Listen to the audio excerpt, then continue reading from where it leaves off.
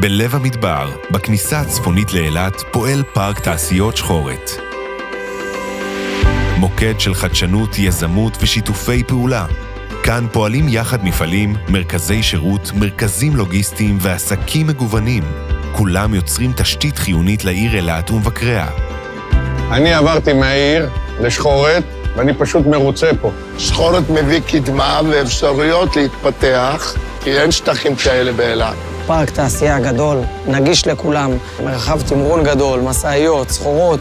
אנחנו היינו חלוצים כאן בשחורת, ובמרחק הזמן זה הוכיח את עצמו, ואנחנו מאוד מרוצים ושואפים אפילו להתפתח. הפארק עבר לאחרונה מהפך של שדרוג ופיתוח.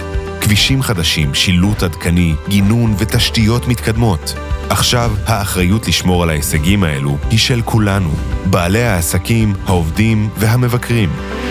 פארק תעשייה שחורת הוא כרטיס הביקור שלנו. רואים את השימור של הכבישים, רואים את הפיקוח, רואים את הפיתוח של כל התשתיות, וזה רק הולך וגדל. פארק תעשיות שחורת הוא השער הכלכלי של אילת, המהווה נכס אסטרטגי בזכות הקרבה לנמל הימי, למשולש הגבולות ולשדה התעופה הבינלאומי. כאן צומחים בתי מלאכה, מפעלים ומיזמים חדשניים שמחברים את אילת לתעשייה בארץ ובעולם, ויוצרים עתיד של תעשייה והזדמנויות חדשות.